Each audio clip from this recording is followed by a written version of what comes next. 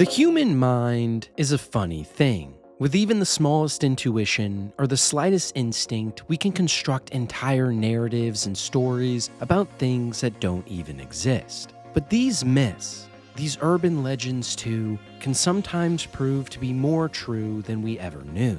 A molding of fact and fiction that in video games especially seems to capture the hearts and minds of so many. So today, we are taking a look at the strangest, creepiest, and most unbelievable urban legends and mysteries in games, many of which, beyond expectation, turned out to be true. And what better place to start than a dark hallway, alone and afraid? I see the dawning black sunrise. I see it falling black sunrise. I see the dawning black sunrise.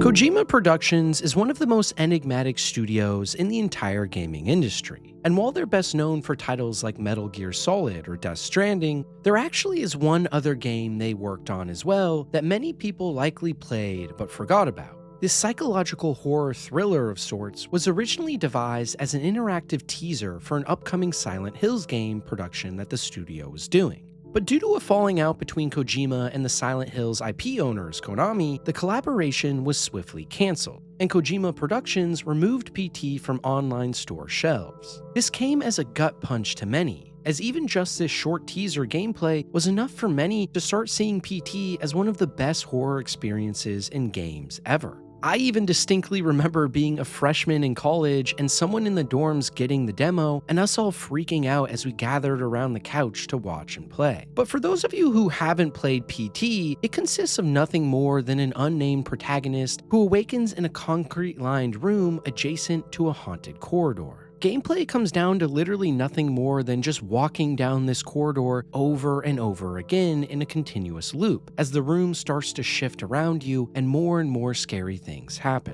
It's a basic premise for sure, and understandably so considering it was made as a short appetizer. But that brevity and storytelling doesn't mean the community didn't spawn some truly insane theories along the way. Most prominent of these was the idea that a woman murdered in the area named Lisa, who had her eyes gouged out and was stabbed in the stomach by her husband while pregnant, is actually following you the whole time. Rumors about this creepy idea began to spread as players noticed more and more strange things while they played. Uncanny breathing from right behind you while nothing else was on screen, brief moments where your shadow cast against a wall looked unnatural, or the faint thud of footsteps that seemed almost in tandem with yours. Players online around the time began to tell stories of being watched and followed while going down the hallway, and entire urban legends were being crafted about another entity that was in the room following right behind you the entire time. It seemed crazy for many, and more likely the ramblings of some players who just got spooked. And considering that the game was quickly removed from online stores, the myth only grew in popularity as less and less people were able to even play. However, 5 years after the initial release, in 2019, a man named Lance McDonald,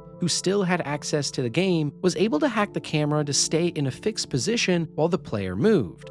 And what he found was terrifying. First of all, the player model in-game was actually Norman Reedus, a fun nod to the Death Stranding series, but even more insane was the other entity right behind Norman. By forcing the camera to stay still against the wall, Lance was able to determine that as the player walked around in PT, Lisa's ghost literally follows them around non-stop, sometimes making faint breathing noises or casting a shadow against the wall. In almost an instant, players from years ago who had made rumors of this Lisa ghost were vindicated, and the community went into a full flurry of excitement at the discovery, with many claiming that they always knew it was true. Further investigation proved that Lisa only started to follow the player by attaching herself to their back once they picked up the flashlight in the bathroom early on in the playthrough, and that before that, you never actually were being followed.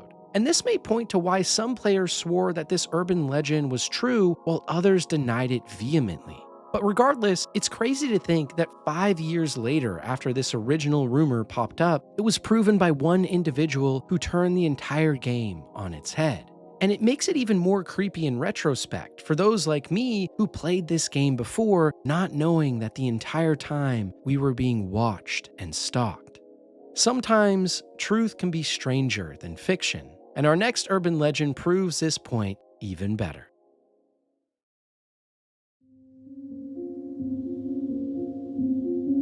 Even from its inception, Windows 95 was one of the most beloved operating systems of all time.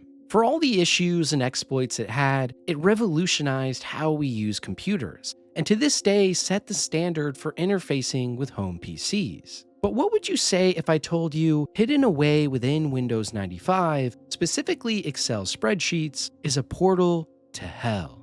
It sounds nonsensical and ridiculous at first, and that is exactly what most people thought this urban legend was back in the 90s and early 2000s. Of course, Microsoft wouldn't put demonic messaging and imagery in their most professional software. It just made no sense. And yet, across schools and offices in America, the rumor persisted that behind the columns and rows of Excel was a much more sinister secret. And as it turned out, this secret was not only true, but was an entire hidden game that required a very specific input. By navigating to the 95th row in any Windows 95 Excel sheet, tabbing to column B, and then pressing Ctrl-Alt-Shift while clicking the tech support button, suddenly something extremely strange would happen. Out of nowhere, a pop-up titled Hall of Tortured Souls would appear, displaying the first-person perspective of a player character trapped in a horrifying room full of contrasting colors. As you slowly make your way through this room with multiple large pools of green substance, you can approach a stairwell on the wall across from you. Making your way up the staircase, a flurry of names cascade upwards, and if you make your way to the very top, you find another room with a small screen displaying all of the Excel developer names. It's an obvious nod to the team that originally made Excel, and even the name Hall of Tortured Souls is likely a tongue-in-cheek joke by the developers in reference to them being stuck all day inside coding. Trust me, as a coder myself, I understand. But you see, things don't even stop here. If you turn yourself around 180 degrees and go back down the stairs we went up, back all the way to where we originally spawned, if you go to the starting wall and type Excel KFA in all caps, the entire thing disappears. Before you lies a zigzagging path that can be deceptively hard to navigate, but if you manage to do it, you are met with yet another strange room. This time with all the same developer names on a screen yet again, but now with the images of themselves on the walls as well. It's an absolutely absurd Easter egg the more you think about it, and maybe one of the strangest and smallest games ever made that has an urban legend like this. And to this day, some users online claim there are more secrets to this mystery as well, including dozens of more hidden rooms depicting torture and kidnapping, implying that Microsoft may have been privy to crime that we never even knew. And overall, tales of rooms and discoveries inside the Hall of Tortured Souls like these have never actually been discovered, and most still believe it's nothing more than a funny credit scene made by a group of eccentric 90s devs, because let's be honest, it was fairly common at the time. But maybe somewhere out there really is a bigger secret, about a game that already had so much demonic and psychedelic imagery going on. And really, it goes to show not every gaming myth or urban legend is fake. Sometimes the scariest ones turn out to be real, where fact becomes stranger than fiction. And there's going to be a lot more where that came from on this list, along with hoaxes that led fans on goose chases for years, like our next entry.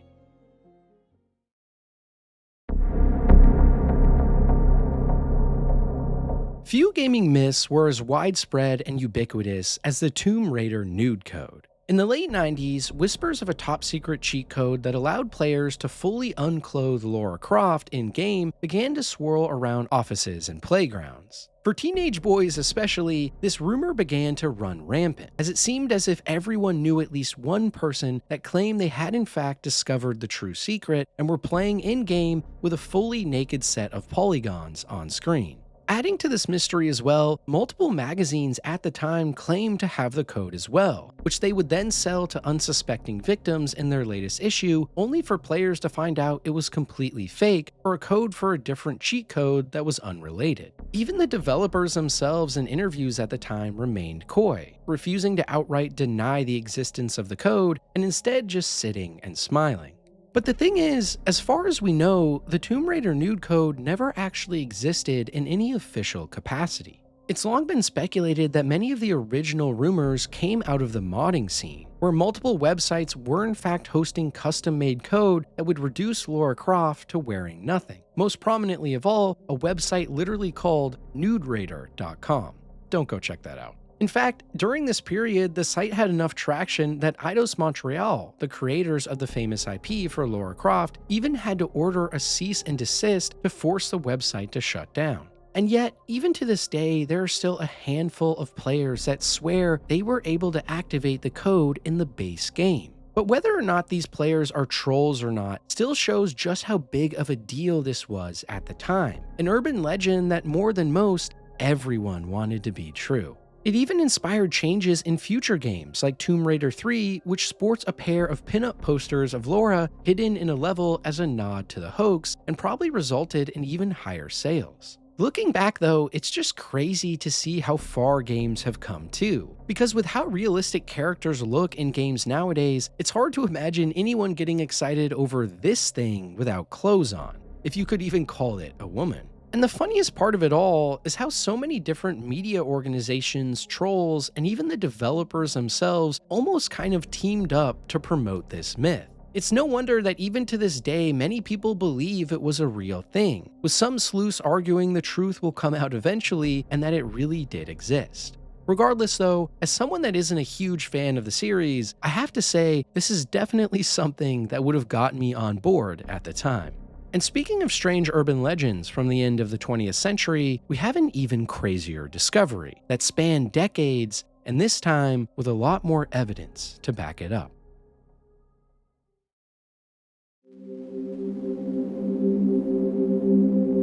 While the 80s may feel like eons ago by now, for many gamers, it was actually the decade they started to play. And what a decade it would have been. Home to groundbreaking innovation like Pac-Man, Super Mario, and the NES. But behind all that excitement was looming trouble. A video game crash of 1983, which saw entire companies and game series crumbling under the might of endless cash grabs, copy-pasted ideas, and a lack of truly moving art. If you think games are bad nowadays, then just be happy you weren't playing back in the 80s. And always remember, games now and in the future are almost always better than the past. And people telling you otherwise have lost themselves in a pit of despair and nostalgia. But regardless of my own preconceived notions about how great modern gaming is, the 1983 crash for sure left a mark. And one of the biggest marks it left was an interesting rumor of sorts. In gaming circles, and even in a small local New Mexican newspaper at the time, reports have been made about Atari, the creators of E.T., Pac-Man, and Centipede, along with many others, saying they were dumping their entire inventory in landfills of the state. The myth seemed somewhat absurd at the time. Sure, things were really bad and inventory costs might be high, but to literally dump what people were saying was millions of copies of their most popular games into local landfills was a stretch too far for most. Year after year, gamers across the world latched on to this idea though, and in fringe forums and amongst friends would tell tales of Atari employees who in the dead of night would sneak into landfills and toss thousands and thousands of cartridges that otherwise could have been given to players for free. Through the 80s, 90s, and even into the early 2000s, this urban legend persisted, albeit dying out in popularity with each passing year, and as the video game industry continued to flourish more and more. But then in 2014, a huge breakthrough in the case emerged. Microsoft, as part of their initiative to produce original content for their new Xbox platform, had teamed up with Fuel Entertainment and Lightbox in New Mexico to create a documentary about excavating a landfill in search of the lost Atari cartridges. Named Atari Game Over, the documentary was a deep dive into the struggles of the industry in the early 80s and how Atari was irreparably damaged. But what they could have never known while making it is that in their search for answers, they found exactly what they were looking for. In a landfill in Alamogordo, New Mexico, a team of researchers and diggers managed to literally find over 700,000 dumped Atari video games, including some of the most popular, and most famously, the commercial failure and hard-to-find E.T. game, which released in the throes of the video game crash and resulted in it becoming a collector's item of sorts. Or in other words, over 30 years after the original rumors began to take hold, definitive proof of what Atari had done decades ago had finally surfaced. And it goes to show that next time someone tells you an unbelievable gaming story or myth, don't just dismiss it immediately, because sometimes they turn out to be true many years later.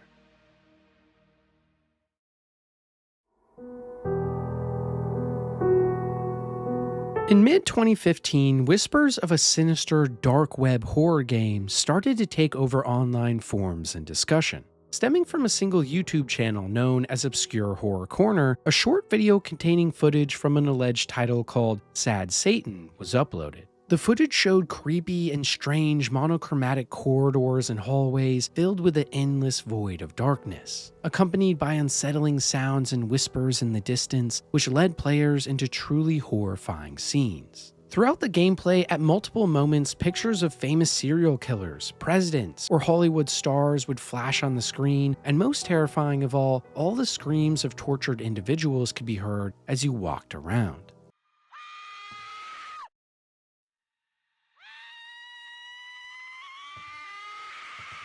It's a truly mind-bending experience to even watch, and becomes even more panic-inducing the more you learn. In the video's description, the author claims to have found the game on the deep web using Tor, where after clicking through dozens of sketchy links, they arrived at a site that allowed them to download the game. In fact, they even left the claimed link on the YouTube video and asked others what it meant. Strangely though, the actual link itself contained characters that aren't normally allowed in Tor URLs, but that didn't stop people from speculating on what might actually be going on here. Many other users in the comments section and in other online forums claim to have also found the game, but upon downloading were hit with hundreds of malicious viruses that bricked their computer. These tales online only caused the urban legend to gain more and more traction, with new posts being made about discoveries in the title, which included children being abused, live killings, and animals used for ritual sacrifice. These claims online were starting to get absolutely out of control, and there was still no actual proof that the game really existed, just an unknown developer named ZK who was behind it all. But who exactly was ZK, the creator of the YouTube channel, and what was going to happen next? Soon, a supposed copycat game was uploaded on 4chan by a user claiming that it was the original. But after downloading this actual copy, many users were hit with a slab of malware and even more horrible, gory images of torture and death. So whether or not the original Sad Satan game ever existed, this new one most certainly did, and it wasn't for the faint of heart. Like in the original videos of the title, it included endless forbidden hallways and disturbing images, with many starting to worry about who was even making these rumors about the game to start. Soon, some investigators online started to link the developer ZK alias to another known internet figure named Gary Graves, who had already gotten in trouble for producing some disturbing online content, and on top of this, speculation grew that the original YouTube channel may have been an ARG of sorts to hype up an upcoming release that he was making. Potentially, the actual game later released on 4chan was a version of the original spliced with even more disturbing content and a bad virus in order to trick people who couldn't contain their excitement. Or maybe the entire thing was set up by ZK from the start, and the title itself does actually exist and is even worse than we could ever imagine. To this day, the truth behind the myth and urban legend of Sad Satan remains unknown, with many online arguing the real game is still out there hidden in the secret mind of a serial killer capturing and torturing people for pleasure, while others argue that it's nothing more than a creepypasta-style hoax that gullible gamers online fell for. But regardless of whichever it may be, the footage and gameplay that we do have of whatever this title was is disturbing. And it opens up questions about whether or not there really are some forbidden games on the deep web, wrapped behind endless hidden links and websites that, if found, could reveal some of the biggest horrors of humanity.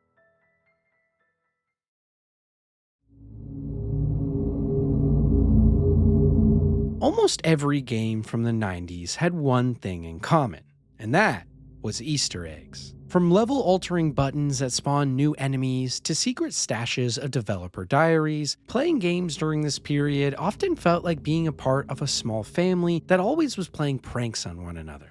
But maybe most famous of all of these was the infamous urban legend of a so-called cow level from Diablo 1. Gossip for this originally started in online Diablo forums where some especially mischievous players spread rumors that by clicking on cows near the town Tristram over and over again, you could unlock a hidden level. While there's no actual evidence that this secret level ever really existed or could be accessed, it makes sense for so many players of the time falling for this trap so easily. After all, a myriad of games during the period had very similar Easter eggs, and the cows in Diablo 1 are especially conniving. I mean, just look at them. I would have thought they were hiding something too. But nonetheless, no actual evidence has ever been brought forth that the cow level ever really existed in the original Diablo. However, that didn't stop fans from going absolutely crazy with speculation. Entire online investigations were occurring looking for a sacred cow god and their lands, and Blizzard team members even laughed it off, making references to the cow level in interviews and even including a cheat code in their next game, StarCraft, titled "There is no cow level," which would instantly win any single-player campaign mission if typed in. My first game I ever played as a child was StarCraft, and I can distinctly remember typing this in so many times because I wasn't yet good enough to play the game for real. Regardless though, for the next couple of years after the initial release of Diablo, fans pleaded and pleaded to know if the cow level actually was a thing. And well, Blizzard had something in store coming for them. In 2000, after the release of the much anticipated Diablo 2, players very quickly discovered that this time, the cow level was about to be the real deal. By performing a special ritual of combining Wirt's severed leg and a Tome of Town portal in a Herodric cube while standing in the rogue encampment area after defeating the final boss, a red portal would appear which allowed players to enter. Once inside, you would immediately be greeted by a small level full of hell bovines, bipedal cattle with menacing polearms and a desire to kill. A special cow amongst them, known as the Cow King, if killed, would lock any players in the realm from creating another portal on the same difficulty and forever make them wonder about what they just saw. It's one of the most bizarre and fun urban legends or Easter eggs in gaming history because it came at a time when Blizzard Entertainment was fully integrated into and beloved by the community. This is the type of thing that only works when you have an adoring fan base behind you, and they even followed it up in Diablo 3 with a rainbow land of ponies as a nod to the more cartoony look of the installment. So as to whether or not the original Diablo actually had a cow level, the developers have for decades said no, while many fans swear it existed. But in almost every Blizzard title since, and many other games for that matter, there is in fact a real cow level, and they are weird.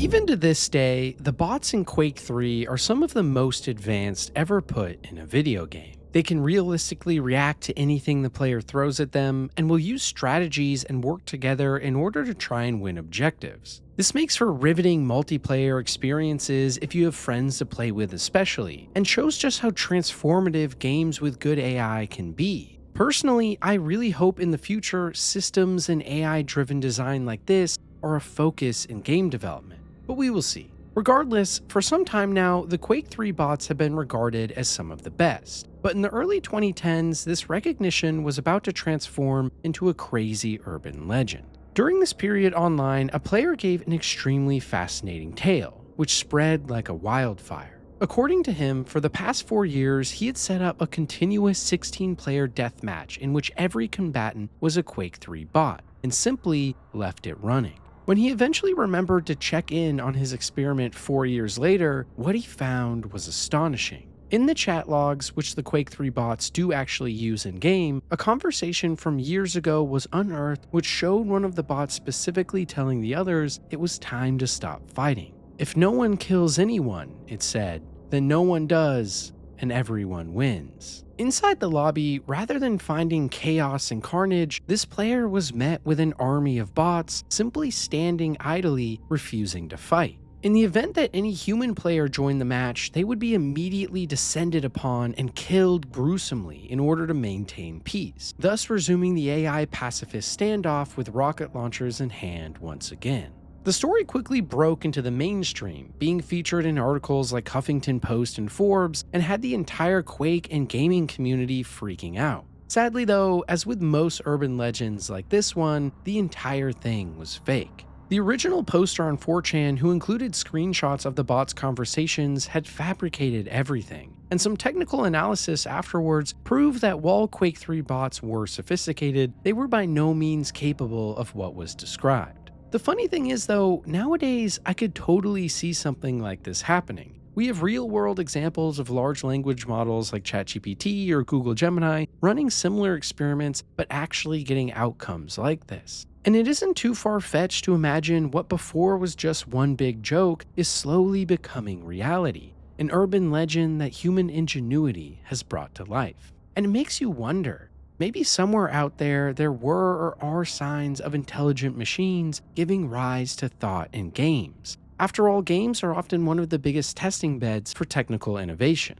Famously, for example, much of the research that gave rise to, say, ChatGPT came from the Google AlphaGo team, and one of the biggest projects they were working on was an AI that could play StarCraft. Or what about Brutus from Middle-earth: Shadow of Mordor, another AI mystery I covered in my previous mysteries video, which I highly recommend you guys check out after this. So maybe there really are some sentient bots somewhere out there.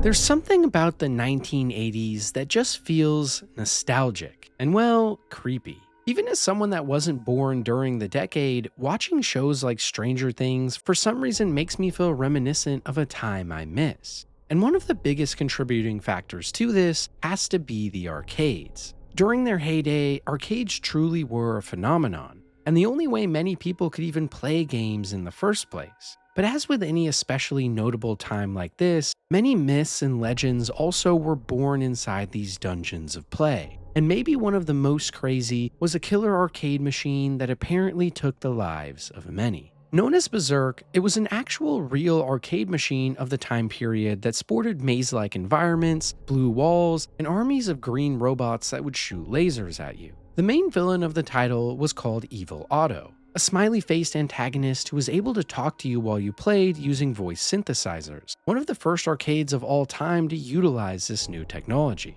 And while looking at it, it's for sure a simple concept for us now, at the time it was beloved and brought many people to arcades just to try it out. Nowadays though, no one remembers Berzerk for the gameplay. Rather, they remember it for something else. The legend all began when a rumor came out that a 19-year-old kid named Jeff Daly scored 16,660 points during a run, coinciding with the mark of the beast, 666, after which he then immediately collapsed on the floor and died after entering his initials. Presumably, those on scene assumed this was a freak accident and thought nothing more of it. But in 1982, when yet another 18-year-old, this time named Peter Bukowski, met the same fate, an urban legend was born. Peter too had died of a heart attack, and these two instances in conjunction led to a string of theories popping up across the country about a demonic arcade machine that could take lives. And as if things couldn't get any crazier, in 1988, at the exact same arcade where Jeff Daly was described as passing away, yet another death occurred.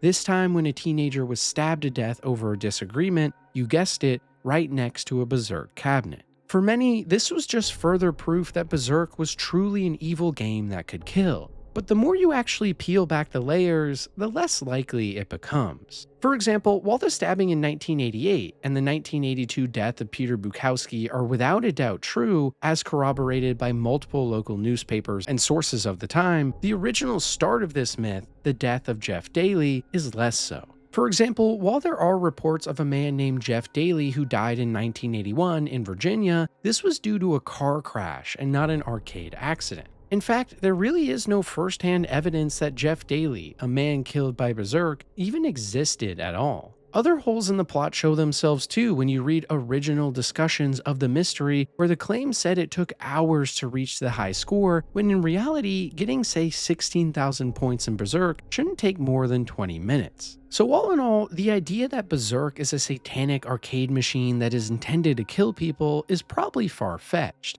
but that doesn't mean something like this isn't possible. After all, we do know that Berzerk was one of the first arcade machines to use multiple new technologies. And we also know it's possible, for example, to induce seizures in people through nothing more than strobing lights. So it's not beyond the realm of possibility that an arcade machine like Berzerk could actually result in some people dying. And in the case of even Peter Bukowski, it kind of did, since he had a previous heart condition and had run in the snow for an hour prior to playing, and that adrenaline spike from the gameplay could have been argued to be the main culprit.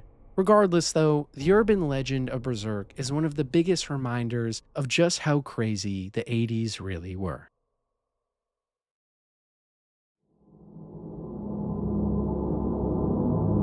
Deep within the Deadwind Pass of World of Warcraft lies a tower known as Karazhan. It's here that players can find a haunted wizard's domain and instance dungeon, full of strange concoctions and experiments, along with a host of undead that attack any unfortunate enough to stumble upon this mysterious place. But Karazhan itself is actually not the weirdest part of the Deadwind Pass, because beneath Karazhan lies something else, an inaccessible crypt that has become a story of legends only recently being solved.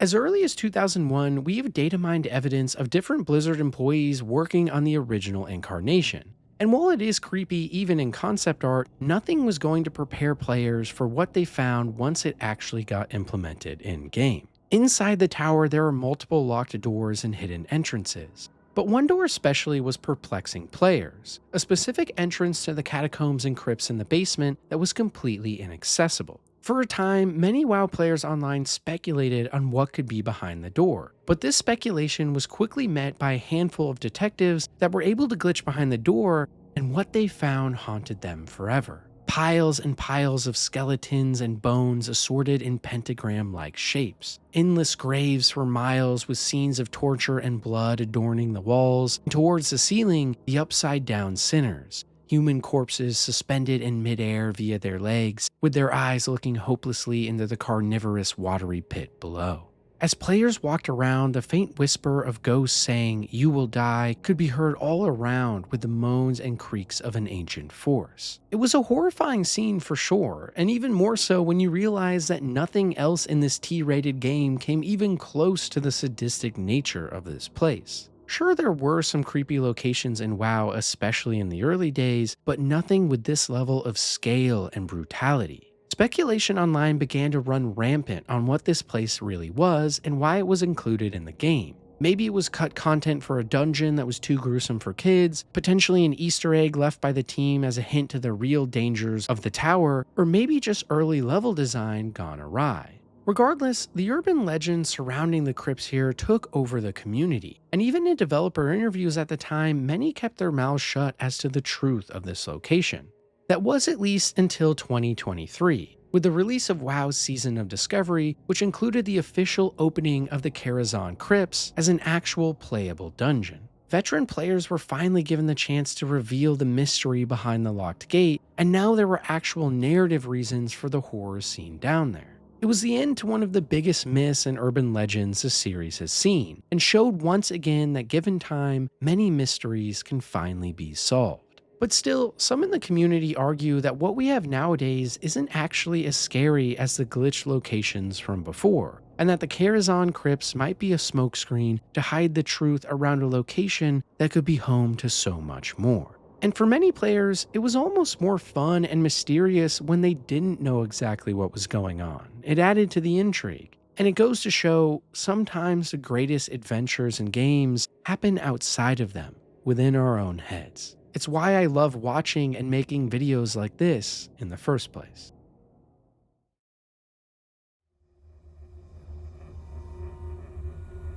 If you weren't playing during the heyday of Halo, throughout the second and third games, then you missed out on one of the most epic times in history. Every day after school or work, thousands of players would log in online with friends and opponents across a wide variety of maps and modes. But during this period in 2006, something unbelievable happened. A video on YouTube uploaded by a player named Anti-Noob showed a grainy view of what at first seemed like a normal Halo multiplayer match on the map Lockout, but this time was something truly spooky. A white Spartan player model with no name tag can be seen gliding around erratically, seemingly invulnerable and unbound by normal game physics, killing players with pinpoint shots and sticky grenades as he swoops around corners as if skating on ice. Every kill this strange entity would get would show up on the feed as the Guardians, which for those of you who don't know is a name for environmental deaths in the Halo series, for example if you fall off the map.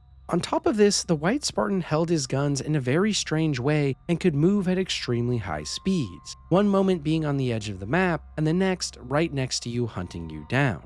Somehow, someway, Anti-Noob and his friend who were in this custom lobby had summoned a deity, a demonic force of sorts that had created an angel of death. The video started gaining a huge amount of traction in the Halo community, with many speculating that the entire thing was a hoax, while others pointed to the fact that Bungie, the creators of Halo, were known for putting Easter eggs like this in their games and likely it was real. And just like that, an urban legend was born. Soon, other players online reported similar findings, including the ability to summon so-called ghosts on other maps as well, with lots of new footage being revealed. Some of these videos were able to be proven as nothing more than modded Xbox versions that were likely trying to trick people, but many others seemed genuine just like the original, and this only added fuel to the fire of the myth. Luckily, it seems like years later, we finally have our answer, where now most players and analysis point to the fact that the network glitch theory is likely true. This idea posits that what is causing the ghosts in Halo 2 matches was essentially an extreme form of input lag and networking issues. If a player joined or left at just the right moment, the game's netcode would often hiccup, and during these hiccups, sometimes a game would spawn a ghost as a glitch. These ghosts are essentially player avatars that have persisted in the lobby without properly being disposed of, and hence have no name, odd behavior, and killing attributes of Guardians. Likely, this is what is the cause of the urban legend, and led to countless authentic and fake copycat videos of people trying to replicate it. And honestly, this whole mystery is such a reminder of a time now long forgotten, because I feel like if something like this happened nowadays in a popular online title, it would be solved within a day or a developer would come out and explain it instantly. But back in the early 2000s, ideas like this permeated almost every title, with small legends and tales of things that could occur.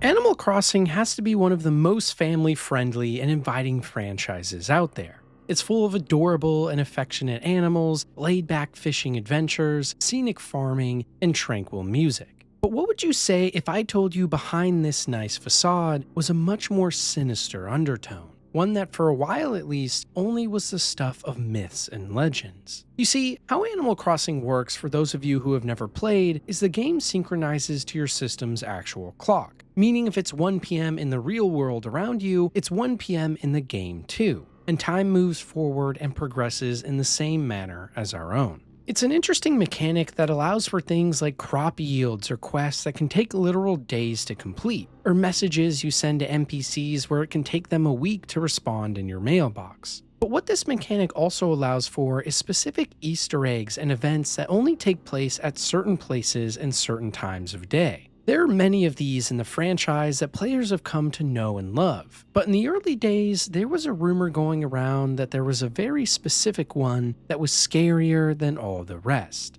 As the urban legend goes, by turning on your TV in your home at exactly 3:33 AM in the morning on Saturday, the normal news broadcast would suddenly be interrupted by an alien messenger. On screen, inside a dark and unknown room, a red-eyed alien can be seen speaking a foreign tongue that sounds like gibberish, potentially warning those watching of something truly horrific coming.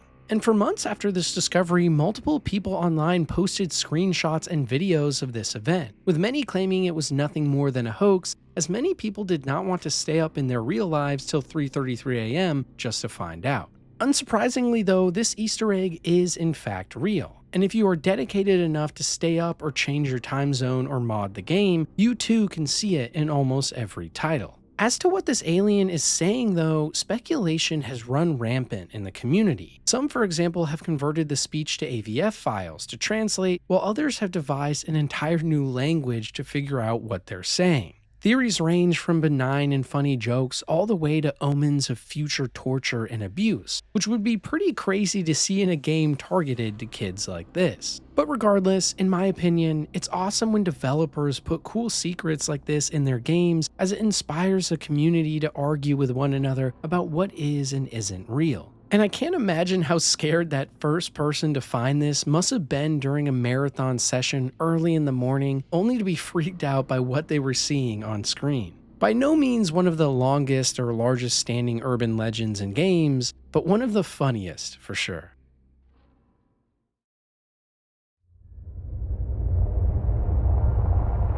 The early 2000s was an interesting time for games. We had websites like Newgrounds, Miniclip, and Addicting Games, which offered thousands of Flash titles including Line Rider and The Last Stand, some of my favorites as a kid. But included in these two were a whole host of other sites dedicated to making your own cute little pet and living in a world with other players, like Neopets or Club Penguin. But one of these that was somewhat lesser known was a web browser game called Webkinz. Dominating the arena from 2008 to 2009, this online world was full of adorable plush animals that you could buy at stores in real life that included codes that allowed you to play in the fake world.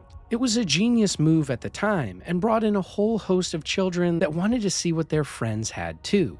But as with almost all children's games, things eventually turned for the worst, and in this case, the sinister. Rumors online began to spread about a so-called serial killer in-game, a murdering menace who was described as an all-black, red, or yellow penguin with glowing bloodshot eyes. As children would walk around in-game with their pets, this mysterious figure would peek out of the shadows and brutally murder animals right in front of them, including slitting their throats as blood covered the walls. This myth and urban legend began to grow and grow inside the game's circles, and as more players online, especially children, became afraid of the Webkinz Killer, they started to share information on what it might be, what times it would come out, and what was even happening. Theorists online came up with lots of different speculation, including a disgruntled employee, a hacker group who thought it was funny, and even rival workers at companies like Neopets who were trying to cause the downfall of one of their biggest competitors. Some users online even tried to provide proof of a virus that was being spread in the game that allowed for explicit images to be shown, somewhat similar to, say, Sad Satan. But every single one of these explanations never had any full proof, and to this day, the entire fiasco looks like nothing more than a hoax. Meaning for potentially years, thousands of children lived online in fear of a literal boogeyman, an evil entity that wasn't even real. And this wouldn't be the first time where a children's game has dark secrets that turn out to be false. But when you compare that to, say, real-world games with predators like, say, Club Penguin or Roblox, it's actually a pretty tame myth. And yet, there's a small handful in the community that to this day still claim that the Webkinz Killer was a real thing, and that it maybe even extended into the real world, with the man stalking families who bought Webkin codes at grocery stores and slaughtered not only their animals, but them too.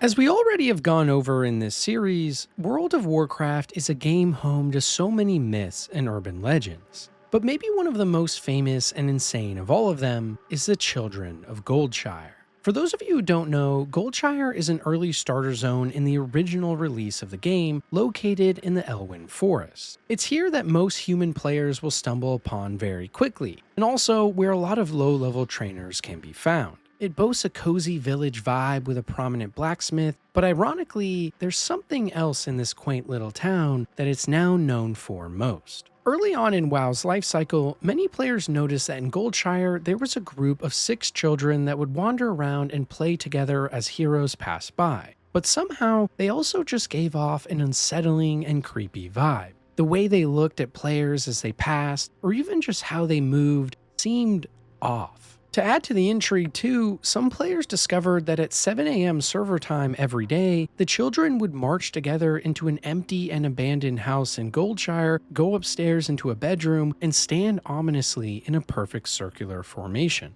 This discovery sent shivers down the spines of those who found it, and quickly the WoW forums were blowing up with people discussing what had happened and what it all meant.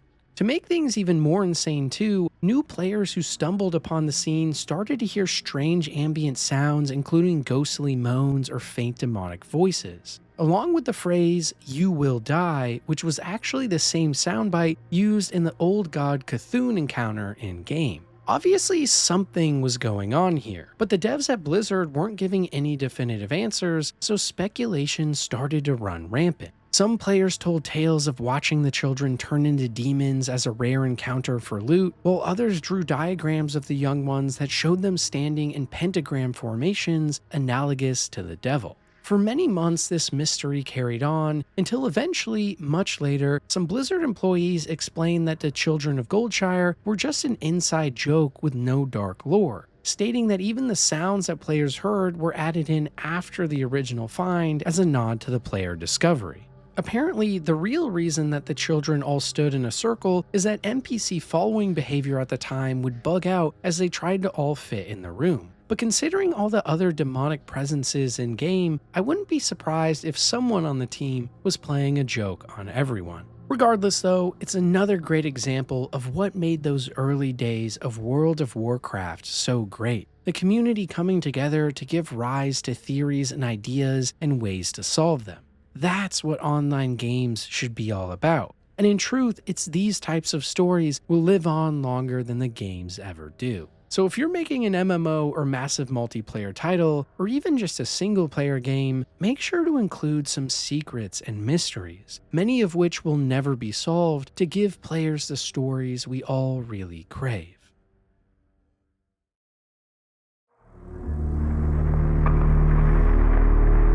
If you've ever played the Civilization series, you know two things are always true. One, the community hates the newest game and begins to love the last game that previously was hated on once the new one releases. And two, Gandhi will nuke you the second he has the chance. This second revelation specifically comes from the very first game, where an urban legend of sorts was born that told the tale of a pacifist Gandhi that was anything but. According to legend, in the title, Gandhi was given the lowest aggression rating possible, a 1 out of 255. However, if the player chose to become a democracy, it would lower all Civ aggression ratings behind the scenes by 2. This caused an underflow error in the code of Gandhi, which reset his aggression back to 255, and resulted in him nuking everything and anything in sight until the entire world was engulfed in flames. For years, this rumor was just accepted as fact, and even was put into future titles like Civilization V as a meme where Gandhi was coded from the ground up to prefer using nukes. However, in 2020, the creator of the Civilization series, Sid Meier, released a memoir in which he explained that nuclear Gandhi was actually a bug that never really existed.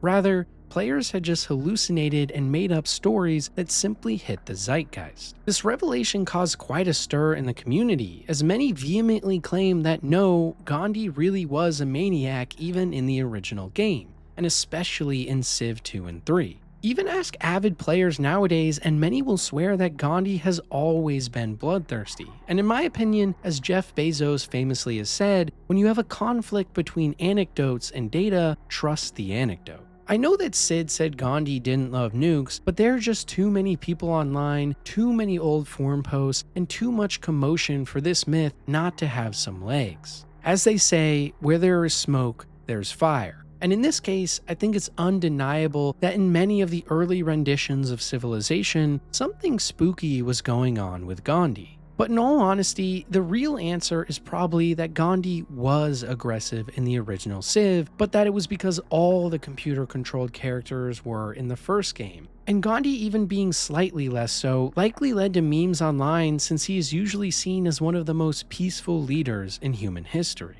This would perfectly explain how the urban legend was born and why it has persisted even with the game designer himself denying it. But regardless, if you do happen to find yourself in a game of Civ, make sure to watch your back.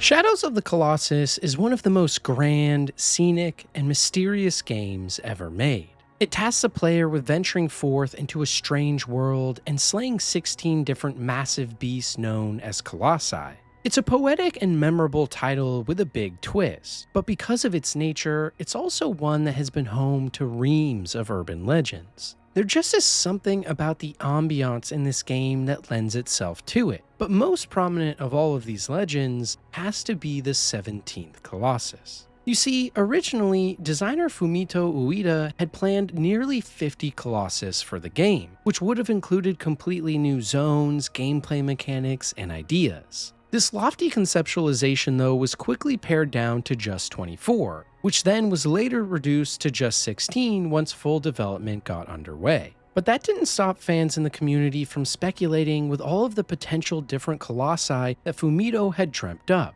After all, there must have been at least one other in the game, a hidden 17th Colossus that could have been unlocked under special circumstances. Players scoured the game world coming up with ideas to summon the beast. These included gathering all the lizard tails and fruit and standing on the tallest buildings in the game, trying to glitch through blocked off doors, or even hitting buttons in random orders as a sort of summoning ritual. And during the original rumors, forums were flooded with theories and hoaxes like this, with many claiming to have found a new Colossus, but no one providing definitive proof. A breakthrough in the case did come, though, in the form of the code itself, where textures and models can be found in the base game of some of the cut colossi, including names like Sirius and Dionin, to name a few. These discoveries only fueled the fire that was brewing in fans' hearts, and led to more and more speculation. Sadly, though, as with many theories like this, it seems that it was yet again nothing more than players' imaginations running wild. Developers on the series have now come out and said that the hidden Colossus does and never existed, and that fans going down the rabbit hole were doing it for nothing. In fact, even in the remastered version of the game, where a new sword was added, many in the community thought it was an Easter egg for a new Colossus, when yet again, it was nothing like that.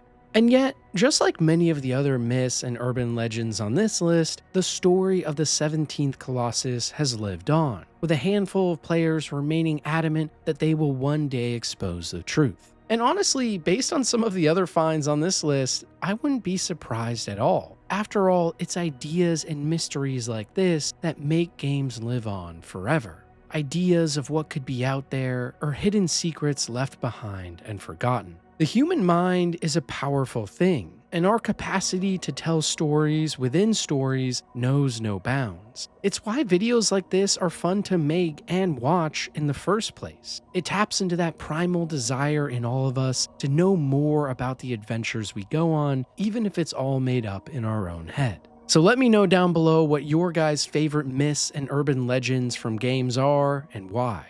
And as always, thanks for watching.